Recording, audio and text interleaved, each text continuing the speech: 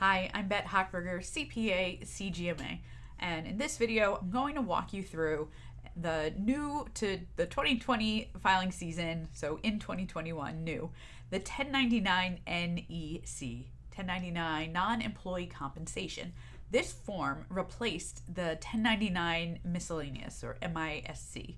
So if you have contractors, subcontractors, independent contractors, whatever you want to call them, people who are not employees, not on regular payroll, you're going to need to fill out this form in order to report what you paid them if it was over $600. So I figured the best thing would be to just go ahead and let's walk through it together. Now I am going to tell you that most of the time, you're not going to really file these on paper anymore. The government is getting a little bit more tech savvy these days. So it's actually easier for you and for them and everyone involved if you go ahead and find someone to do this for you electronically. There's a lot of relatively inexpensive services out there that you can find. I like track1099.com. I think it's what it's called. There's a few others. If you just Google it, you'll find it. And let me get to the right page. Oh no. There we go. 1099 NEC. So this is the form. This is what it looks like. And it has like a lot of pages. It's kind of all the same stuff and some instructions. Yada yada. And then really also if you're going to use these forms, you're not supposed to print it off the website. So that's another thing. It gives you a little bit warning there.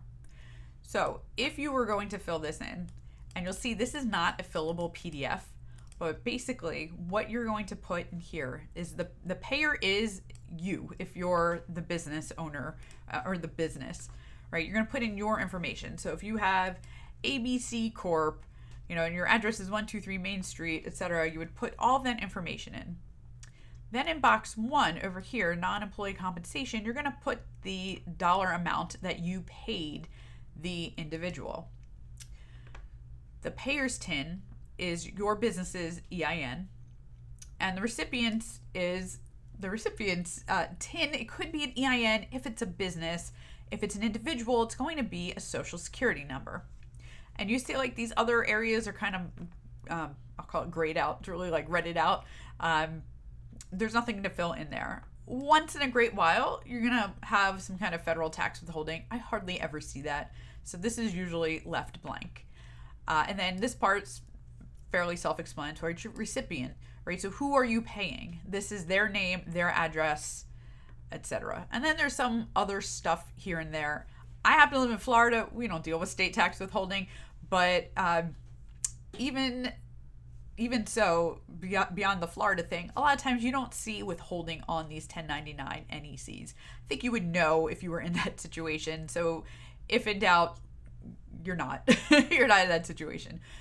And now you get into some of the other copies. And here you'll see you actually can fill this part in. This is not the one that goes to the federal government. It doesn't go to the IRS. So I guess they're like, we don't care what you send. This one's for the state tax department. So, you can fill whatever information you need to fill in there. Etc. It'll let you fill all this kind of stuff in, kind of how I was walking you through before when it wants to work. It's pretty straightforward, right? And there's multiple copies because there's a copy for the recipient, which would be for their records. This is for your state tax return if you have one. Again, if you're filing on paper. And this is the employer or the payer as we're referring to them.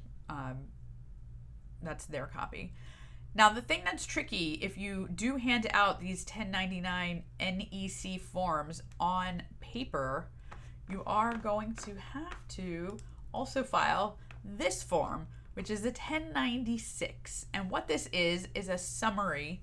It's a summary form of all the various 1099s you could possibly be filing. So it might be a little hard to see on the screen, but if you pull up that form, you'll see there's so many different things you've probably never even heard of. Some of these things I never even come across, even in my practice. But you're going to have to find the one marked NEC, which, oh my goodness, I can't even. Oh, here it is, NEC. And you're going to have to, well, this won't let me click it because, again, it's the red fileable copy that they don't want you to do fill in form. They want you to order the actual forms. Either you can get them from the IRS or you can get them from Staples, Office Depot usually sells these. But you're going to put, the filer's name is your business, right? It's the payer filer, it's the same thing. Street address, etc. Person to contact, if you have like a bookkeeper or manager, someone who should be fielding questions, should any arise, you would put their information here, email address, etc. This is the employer identification number of your business, or its social security number if you're a sole proprietor and you're handing these out. And the total number of individual forms that you're filing, and that would be a combination where you would have like your NECs and all those. If you have a couple 1099 miscellaneous, a couple 1099 NEC, kind of stick them together on the form. And then you're going to total the federal income tax withheld. And again, that's what I said, you probably never going to have it. It's probably going to be zero.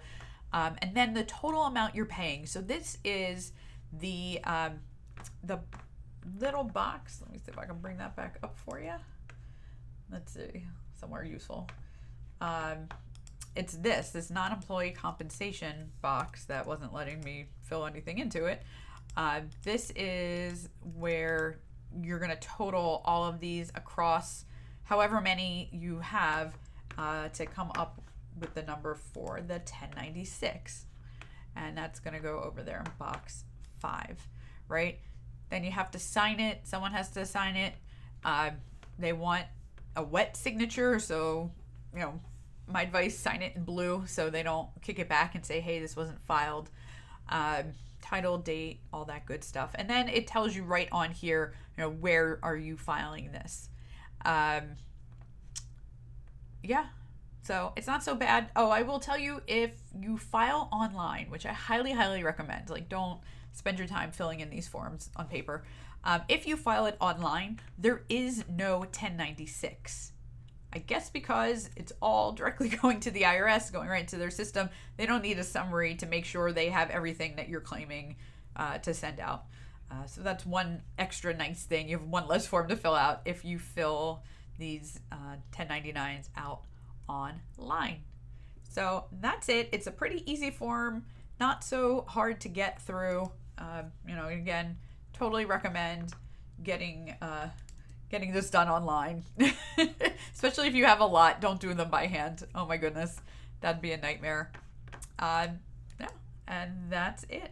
So hope that was helpful. Hope you enjoyed it. If you did, give me a like. If you have any questions, drop them in the comments below, and make sure you subscribe. We'll see you next time.